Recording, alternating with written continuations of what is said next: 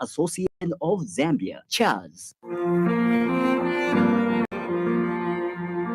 Ozeron Funeral Services, under the supervision of Mr. Ronald Chimpanga, the Director of Operations, offers the following services: body care, caskets, coffins, tombstones, and long-distance transport. We also provide tents, chairs, and lowering machines. Find us in Lusaka at UTH and Charleston. Contact us on the number 0976 16 1213, that is 0976 16 1213, or contact us via our 24/7 hotline on 0975 44 2107. We also have branches in Monze, Luansha, Chongwe, and Livingston. Ozeron Funeral Services. Come for affordable and quality services.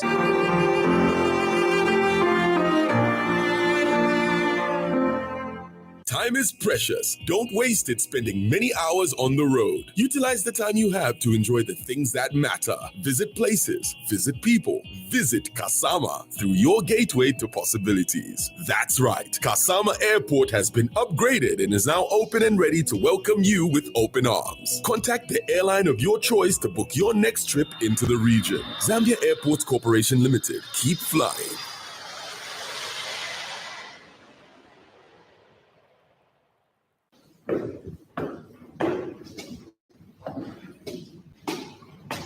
Wow, that over there is very... I've been looking at it since we got here. My worry is how people manage such vehicles, and only supply of genuine food and Mazda parts comes straight from the manufacturer. They have everything in stock for both latest and ordinary Mazda and Ford. They also stock service parts such as diesel filters, diesel pumps, steering pumps, turbochargers, engine overhaul gaskets, suspension parts, body parts. If they don't have parts you're looking for, they can order within 5 to 10 working days. To top it up, Shuma Auto Parts also supply Maxxis tires and CST tires. Really? But where are they found? They are found on Chandram Sonda Road, Cruiser Auto Workshop in Lusaka. Call on 0979 192057 and 0960 747235. Email at gmail.com. Shuma Auto Parts for all your genuine vehicle parts.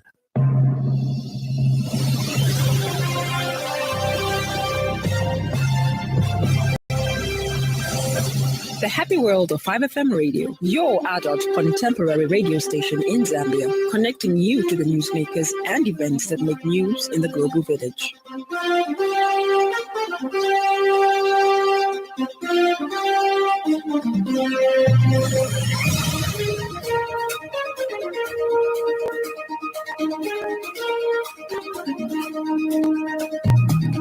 Good evening. This is 5FM Main News. The headlines.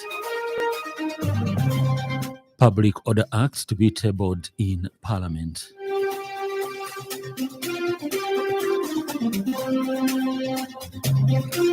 Higher education institutions operating without relevant documentation to be closed.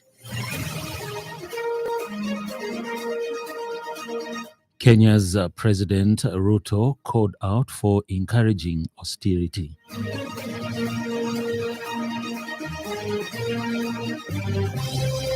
This main news bulletin is also streaming live on the 5FM Facebook page and YouTube channel, 5FM Radio Zambia.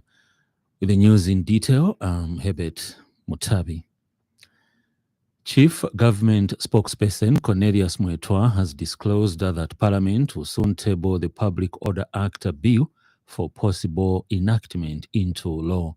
He says there was just one or two clauses that were being refined and tuned through consultations with stakeholders to ensure that the draft product that is brought to Parliament should not have a lot of areas that will attract much debate.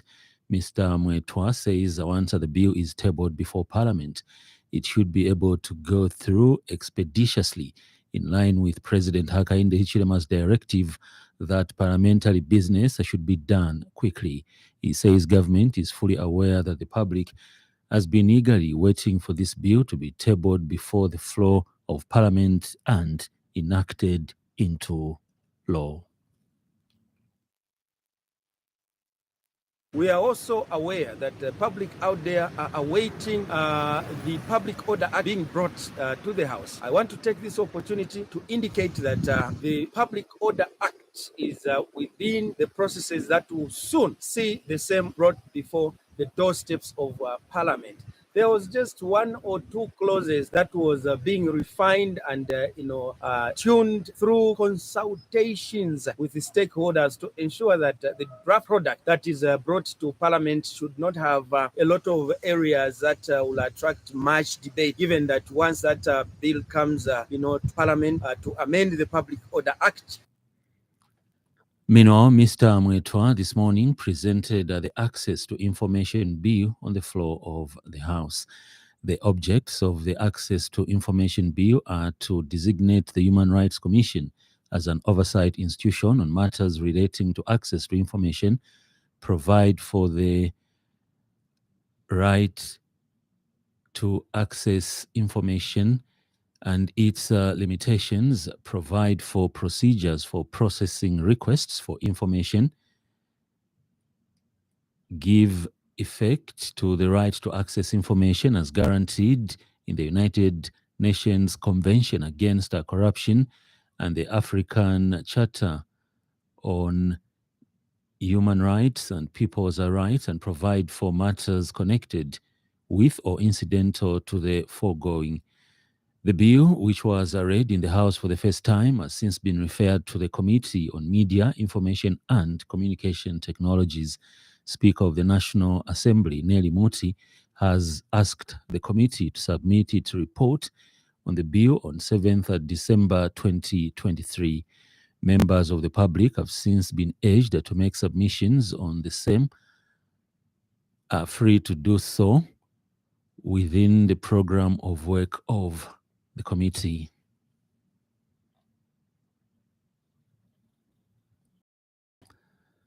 The Higher Education Authority has announced that it will close all higher education institutions, campuses, and centers that are operating without a certificate of registration by 31st December 2023. Authority Corporate Communications Officer Bible Musova has directed all higher education institutions that are still offering accredited learning programs to ensure that such programs are submitted for accreditation by 30th November 2023. Mr. Musova says that the authority will not allow any institution, either public or private, to offer learning programs that will not be accredited by 31st December 2023. He says that the authority is mandated to regulate by the Higher Education Act number 4 of 2013, read together with the Higher Education Amendment Act 2021. The Higher Education Act requires all private higher institutions of learning other than those that are regulated by the Technical Education, Vocational and Entrepreneurship Training Authority, TVETA, to obtain a certificate of registration from the authority before commencement of operations. Mr. Musova has further warned the general public not to enroll at any private institution not registered with the authority.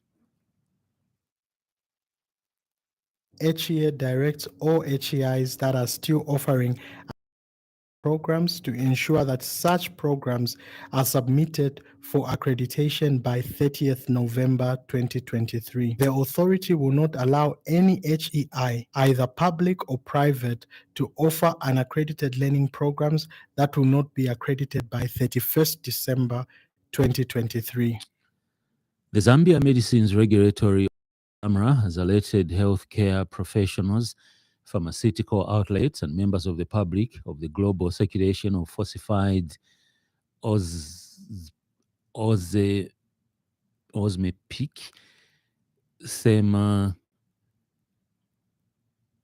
Glutide, a medicine used in the management of diabetes and weight loss. A falsified medical product is one that deliberately or fraudulently misrepresents its identity, composition, or source.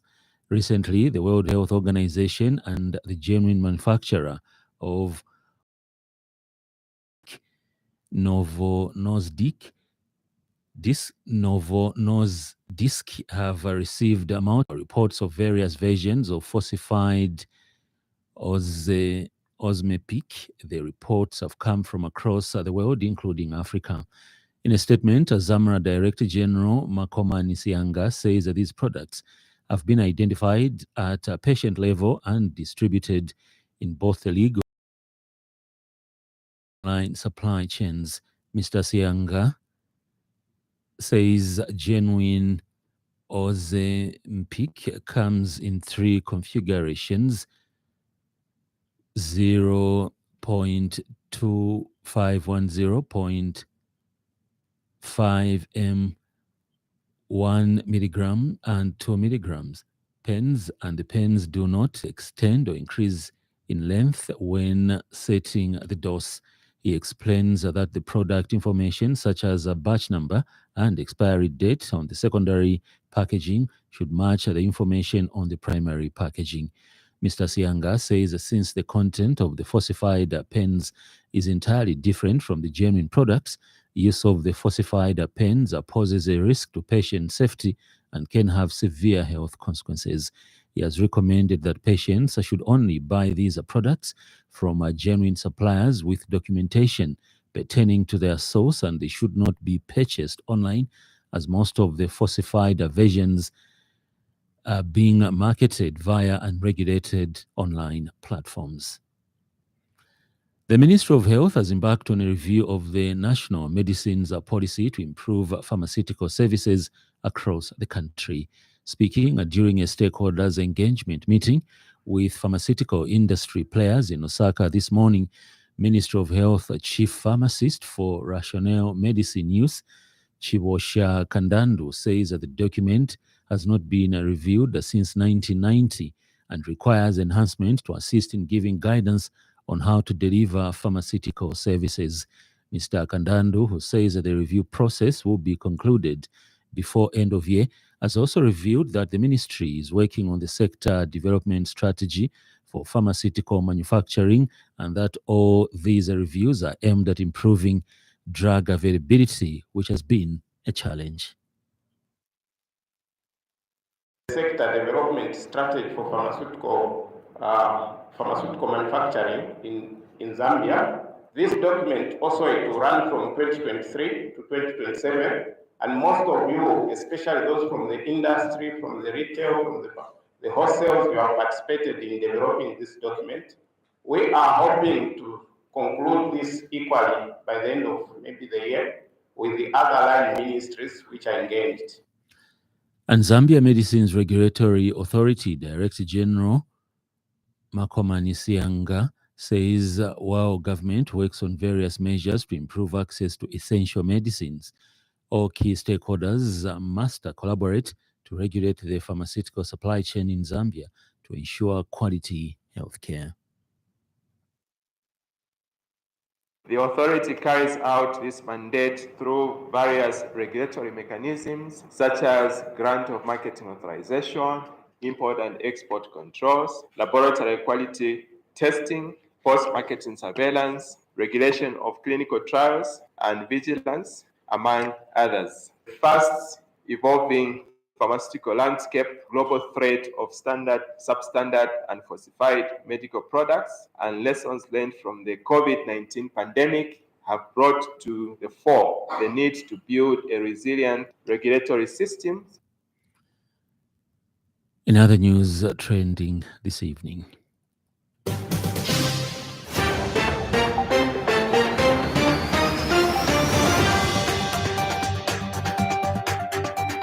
Health Minister Sylvia Masebo has revealed that the procurement processes for revamping the Cancer Diseases Hospital are near completion, and the identified supplier will soon move to the site to begin the works. The Lusaka City Council, through its Housing and Social Services Department, has held a consultative meeting with market managers and technocrats with a call to adopt a cashless mode of payment to improve revenue retention in markets. Up next, business news. 5FM Radio Business News. We mean business. Keep you current in commerce, trade, and industry, local and global. It's our business to keep you informed about business. The tobacco control campaigners this morning took to the streets protesting the government's prolonged delay in passing the tobacco control.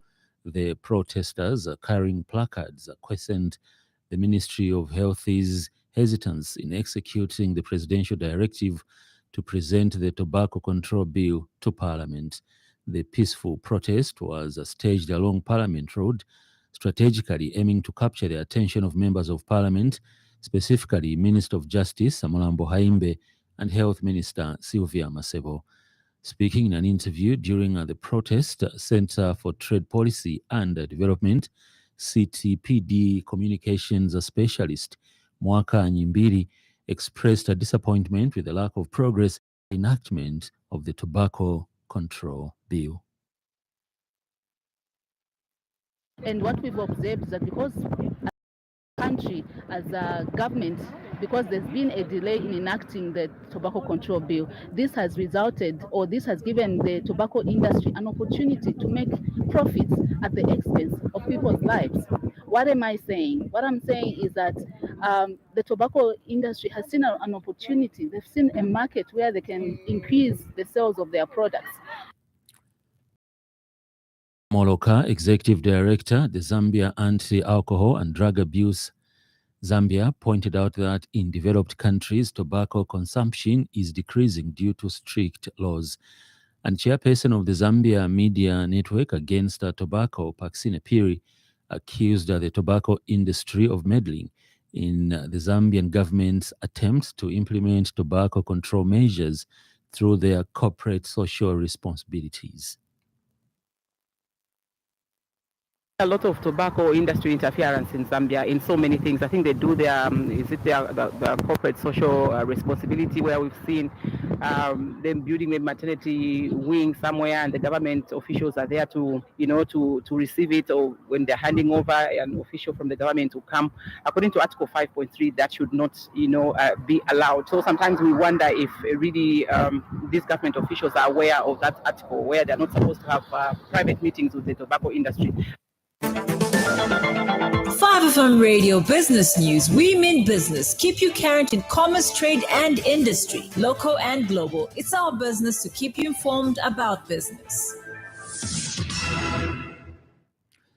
And now in foreign news, Kenya's President William Ruto has faced some criticism following his first State of the Nation address on Thursday, in which he called for austerity measures.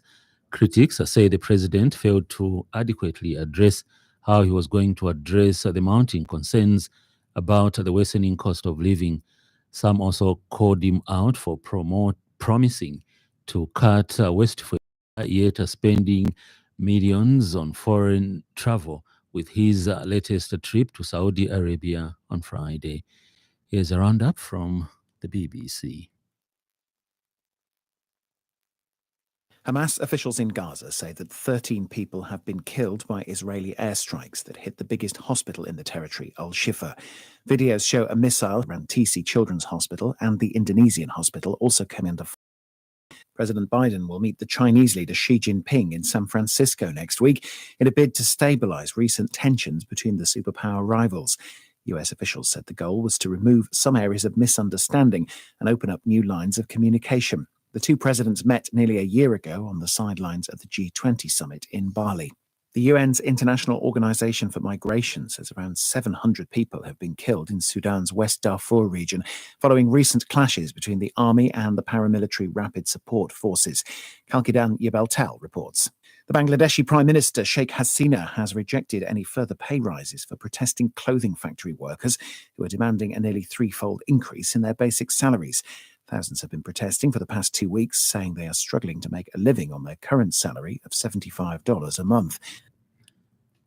In sports news, Nathan Taylor says it would be a dream come true to make his debut for Nigeria in the 2026 FIFA World Cup qualifiers next week. The 24-year-old Bayer Leverkusen winger has been named in the Super Eagles squad to face Lesotho and Zimbabwe. Born in Lambeth, England, but eligible for Nigeria through his appearance, is international subject of significant speculation since he first began to make an impression in the youth setup at Arsenal. Coming up next is the evening weather report. Stay tuned.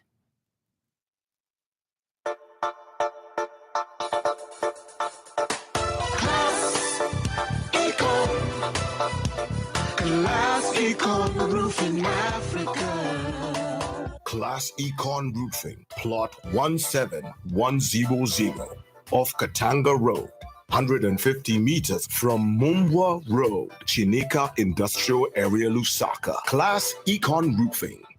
Class plus economy. Class Econ. Class Econ Roofing Africa. Class Econ. Most parts of the country have partly cloudy skies, slightly windy and warm to hot with isolated thunder showers over eastern Amuchinga, northern Lopula, Copperbelt and western provinces. Maximum temperatures are ranging between 25 degrees Celsius and 38 degrees Celsius. Western, southern, Lusaka, Muchinga and northern provinces are partly cloudy, slightly windy and hot with a chance of showers. The evening is partly cloudy, slightly windy and warm to mild. Ends the evening weather report.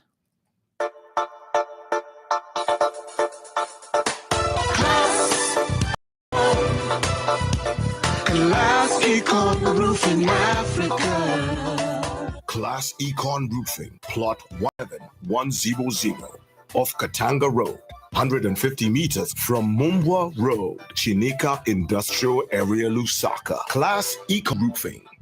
Class plus economy. Class Econ. Class Econ Roofing Africa. Class Econ.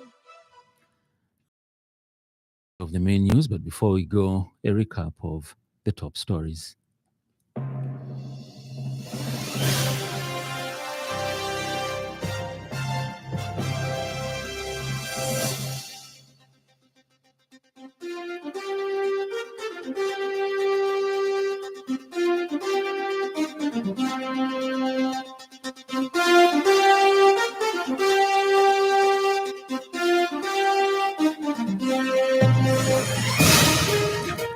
Public Order Acts to be tabled in Parliament.